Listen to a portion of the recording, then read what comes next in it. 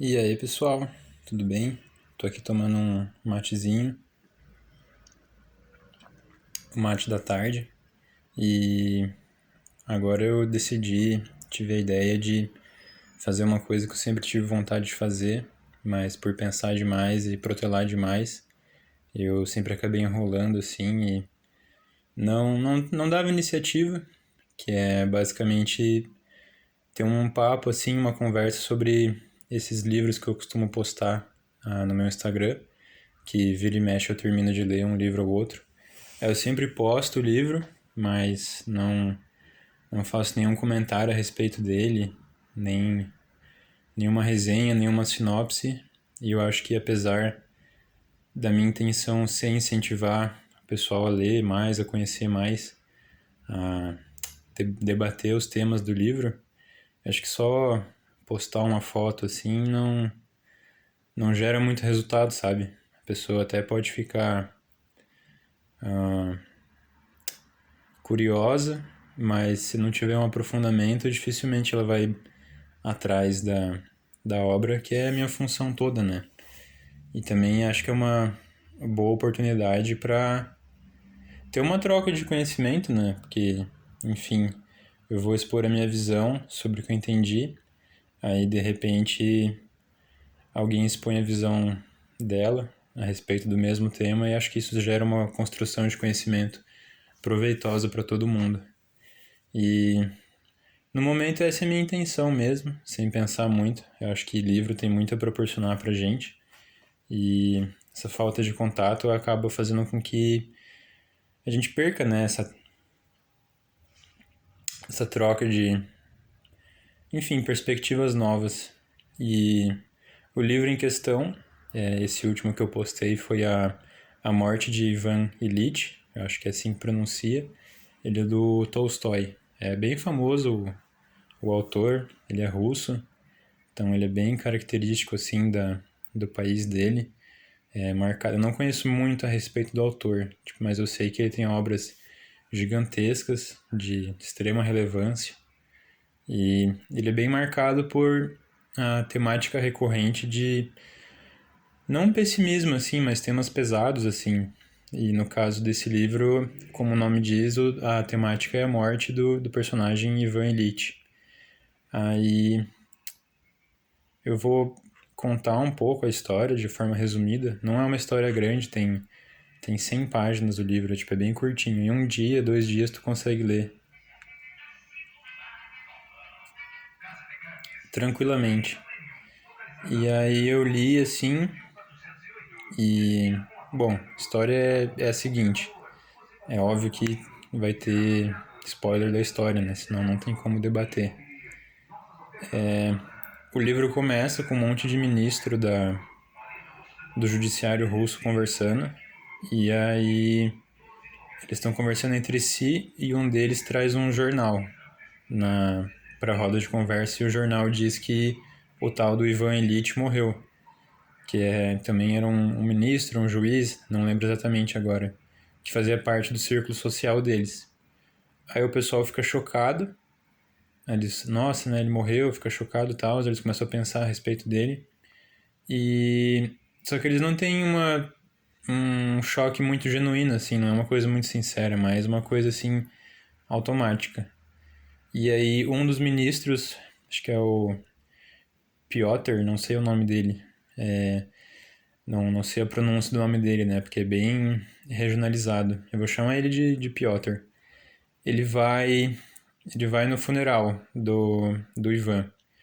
E ele não sabe muito bem como se comportar lá, ele chega, ele faz bastante coisa assim, mais por convenção social, chega, faz o sinal da cruz, ele reverencia o caixão, ele vai dar as condolências para a família, e a maior preocupação dele é sair de lá para jogar carta com os amigos. Depois que eles combinaram, eles iam jogar à noite, enfim. Ele não tá se preocupando muito com o enterro, com o pessoal sofrendo ali. E depois a gente percebe que ninguém tá sofrendo muito ali, porque ninguém se importa muito que o Ivan morreu. Você percebe isso primeiro pelo Piotr, a preocupação dele não é o morto, é sim jogar carta, sair de lá e jogar carta com os amigos que eles combinaram. E depois o Piotr vai falar com a esposa do morto, do Ivan, para, enfim, dar as condolências para ela, consolar. E a esposa fala aquelas palavras superficiais, obrigado, não sei o quê. E logo em seguida a preocupação da esposa é ver com o Piotr, que é um juiz, que é um ministro, como que ela conseguiria uma pensão para enfim, ganhar um dinheiro ali com a morte do marido.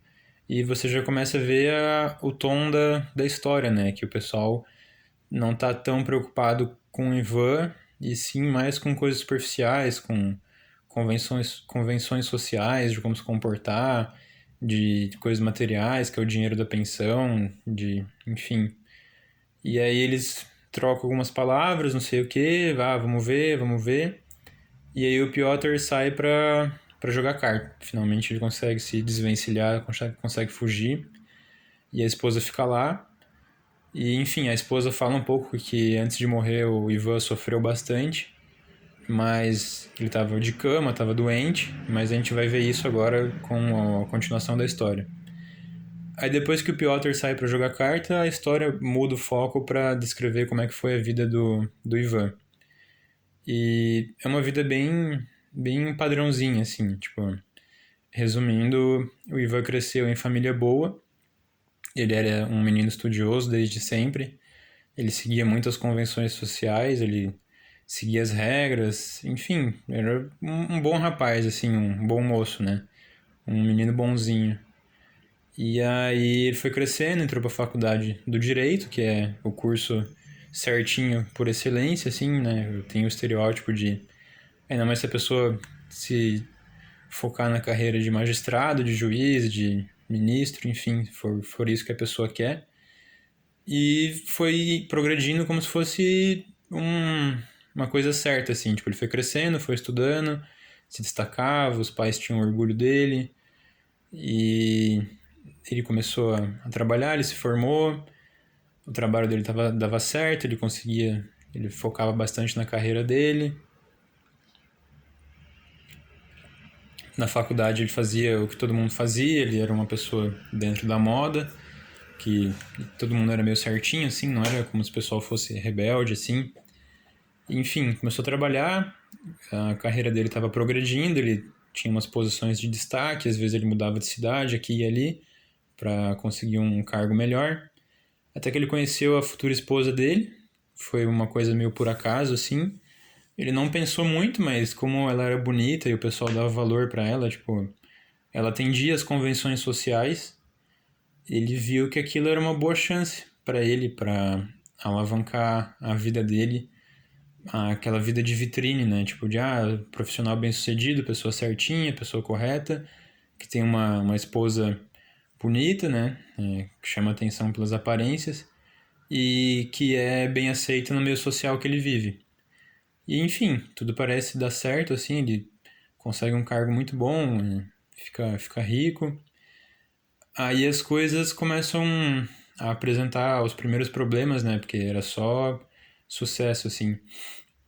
Começa a apresentar os primeiros problemas quando prometeram uma promoção para ele, mas ele não conseguiu essa promoção de um cargo lá que ele queria, não conseguiu, ele ficou bravo, ele se isolou um tempo na casa de campo dele. E aí ele teve uma ideia, ele foi buscar um cargo em outro lugar para ganhar mais dinheiro e conseguiu. Conseguiu, levou a família, a esposa gostou, ficou feliz. Ela estava ficando brava já com ele porque ele não era um marido dedicado, porque casou só por conveniência. Mas depois dessa promoção, o pessoal começou a ganhar dinheiro e, né, quando as pessoas estão ali por aparência, o dinheiro consegue apaziguar bem a enfim, as brigas, né? Enfim, ele ganhou esse cargo, ficou bem mais rico do que ele era antes e construiu a casa dos sonhos dele. Ele se mudou para lá com a família, ele tinha alguns filhos, alguns filhos dele morreu ao longo do tempo porque ele não cuidava bem da família, ele focava mais no trabalho. E aí começava a dar os primeiros sinais de problemas, assim, tipo, ele não se importava muito com a família. A família para ele era mais uma convenção social, assim. Não era um sacramento, não era pessoas ali. Eram mais meios para conseguir um fim. E ao longo do tempo isso foi se revelando um problema, né? Porque ele não dava atenção para a mulher ficava brava, brigava, ele só tinha momentos de paz em, em, em épocas de sensualidade, assim, em épocas de diversão, que eles se apaziguavam. Os filhos, alguns ficavam doentes e morriam, porque quando o pai se aborrecia com alguma coisa, o Ivan ele ia trabalhar e esquecia da família. Só que isso começou a piorar mais ainda quando o Ivan começou a ficar doente. Ele já estava ficando mais velho, assim, a família já tinha várias brigas, alguns filhos morreram por negligência, a mulher estava se acostumando e o Ivan ele começou a ficar doente. Mas no começo a doença não era nada demais, só que gerava uma irritação nele. Ele já era uma pessoa muito certinha e essa doença fazia com que ele ficasse irritado, que ele sentia que alguma coisa estava fora do lugar. Aí qualquer detalhe na casa fora do lugar irritava muito ele. E qualquer coisa que saía das convenções sociais irritava muito ele. E sempre que ele ficava irritado, ele ficava mais doente e essa doença deixava ele mais irritado e enfim, isso acabou virando um ciclo vicioso.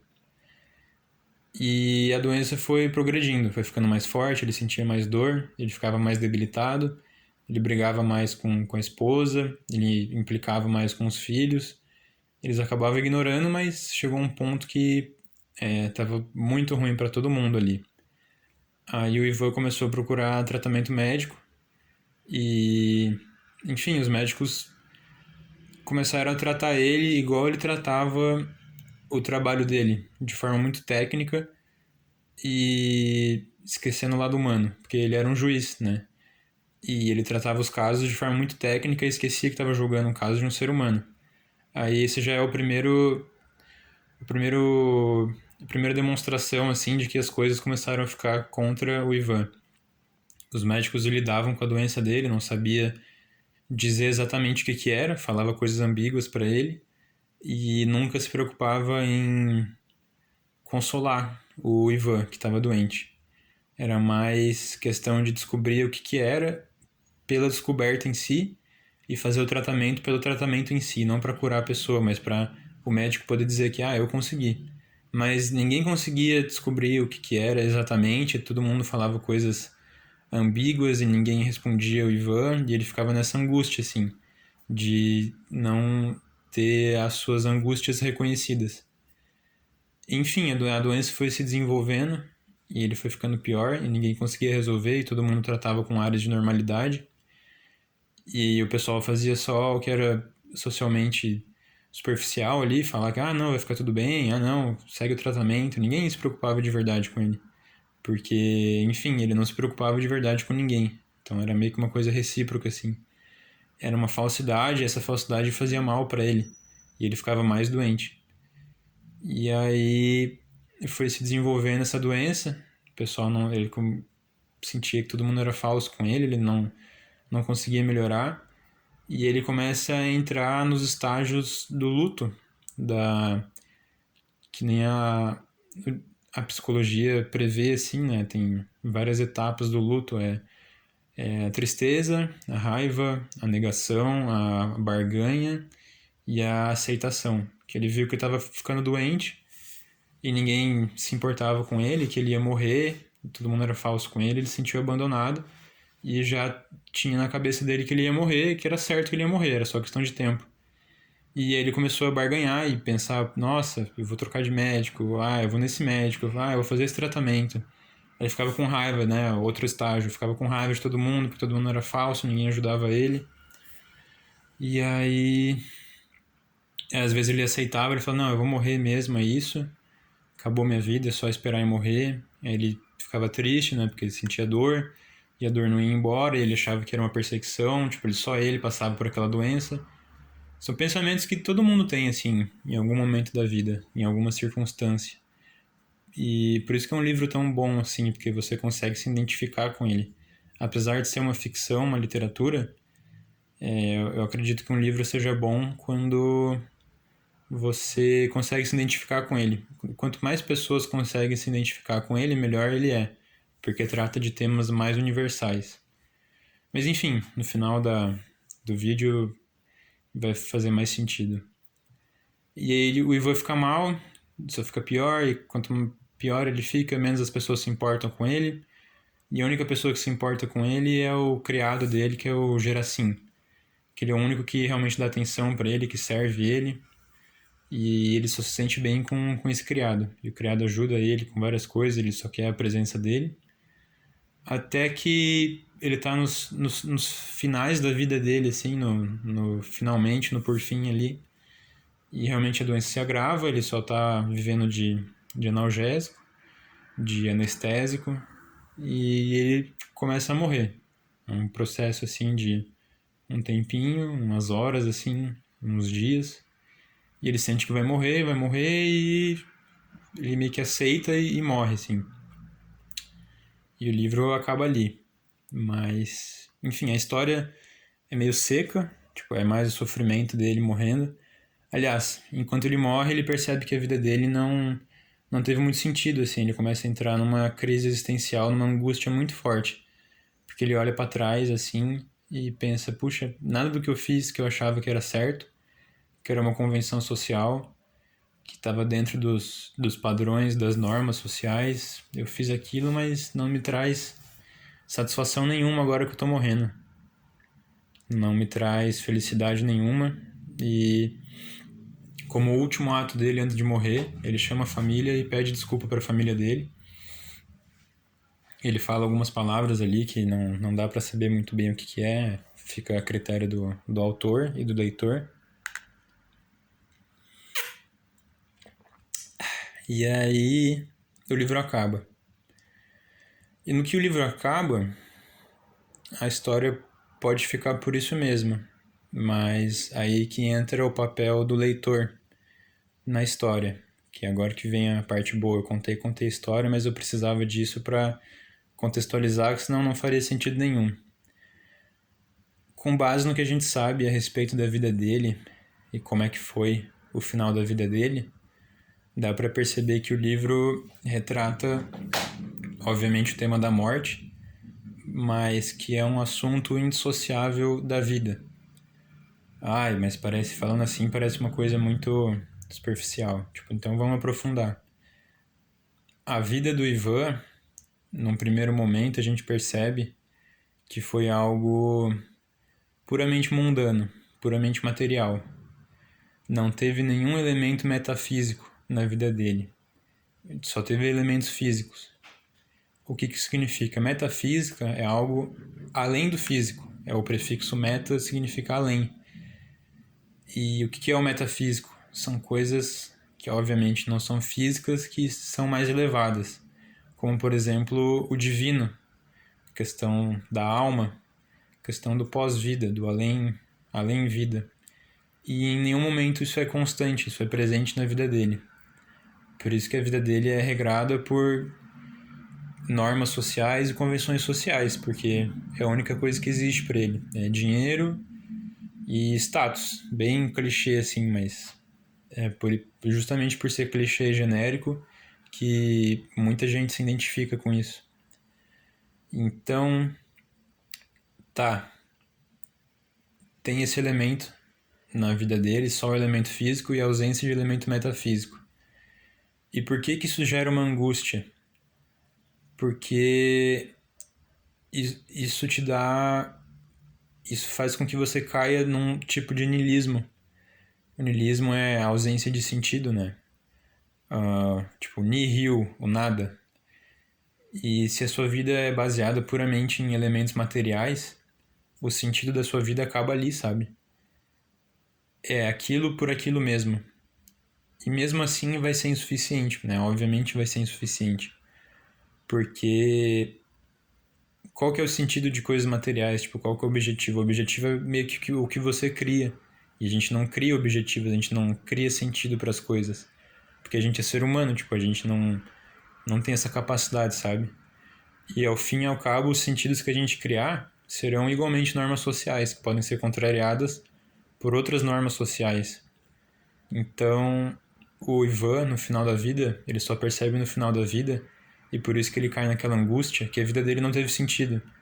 A vida dele foi definida por algo que outros seres humanos definiram e que eles podem estar igualmente errados, e eles estão errados, porque esse sentido carece de fundamentação metafísica, que é algo que existe, tipo, você não pode excluir isso da sua vida, porque vai faltar, vai te fazer um buraco existencial gigantesco.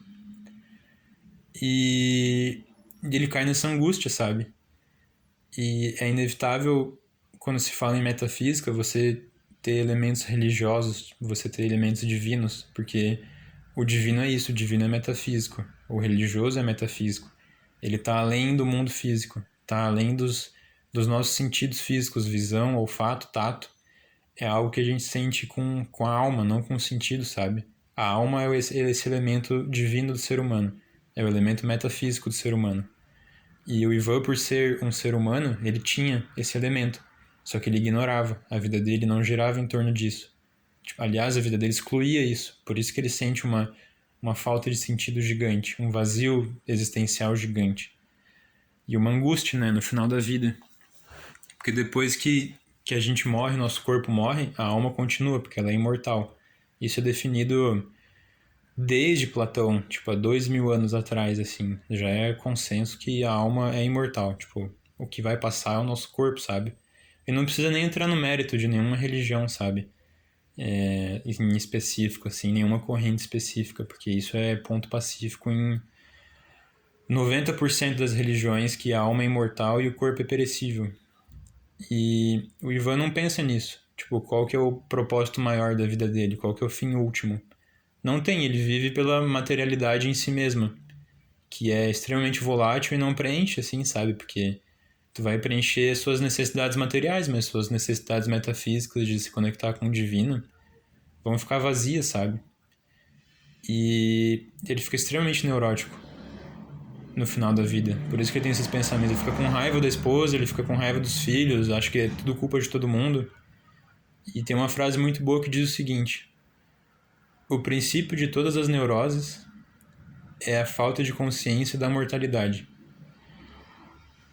Vou até repetir: o princípio de todas as neuroses é a falta de consciência da mortalidade.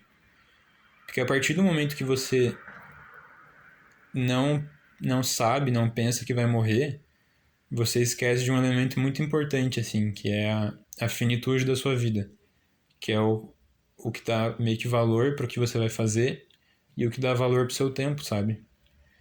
Se você esquece disso, você cria problemas na sua cabeça que poderiam ser eliminados com o simples fato de que um dia você vai morrer, tipo, e você vai sair daqui, tipo, você vai para outro lugar.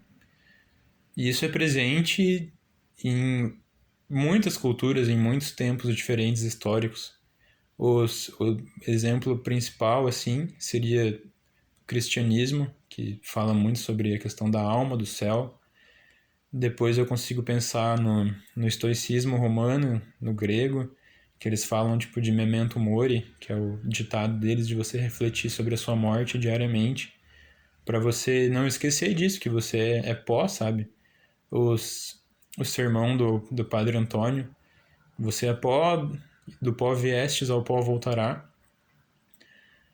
Ah, até na cultura antiga japonesa, na época que tinha muita guerra entre samurai, enfim, tipo, foi uma época histórica mesmo.